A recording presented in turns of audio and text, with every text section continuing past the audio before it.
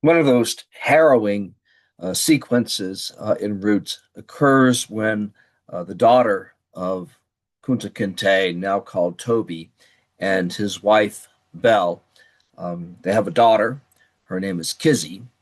Uh, that in the Mandingo language means you stay put because um, Kunta Kinte will use his African name, wants his daughter to always stay with him. But Kizzy has a friend from childhood, and this childhood friend uh, taught Kizzy how to read and write, and this was a kind of a playtime, a lark where the white girl um, kind of played teacher, and then Kizzy played pupil. Was really a pretty apt pupil. Now,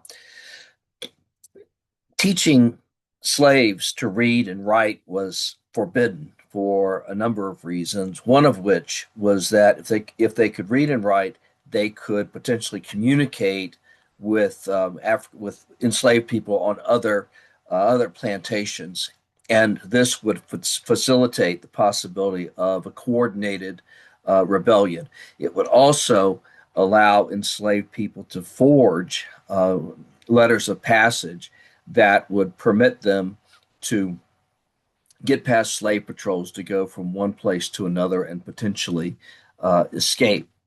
So the the master of the household eventually discovers that Kizzy can read and write, and this is such a violation of the rules that he has Kizzy sold, and Kizzy never sees her parents again. She finally returns to the homestead late in life. She discovers that her father, um, who's called, Toby on his gravestone, she scrapes that off and replaces it with his African name, Kunta Kinte. But it's a sad moment.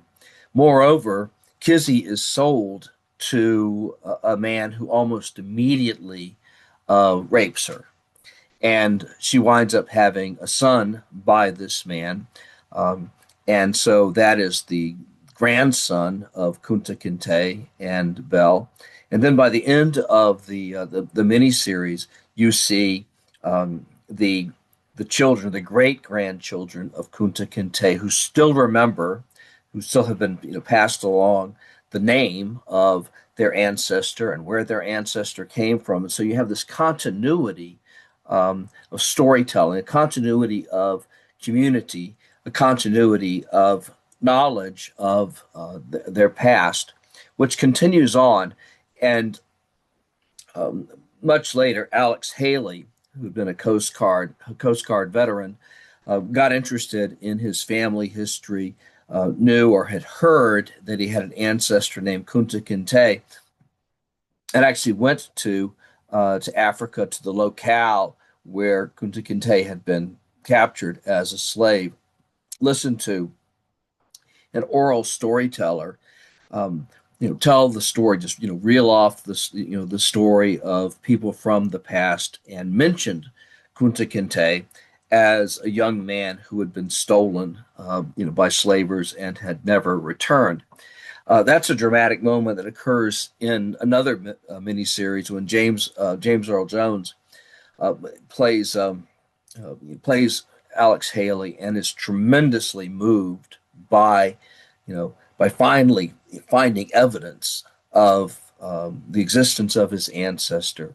Um, so, but the selling of Kizzy into bondage is a scene that it's just impossible to watch without being simultaneously moved and shocked by what has occurred.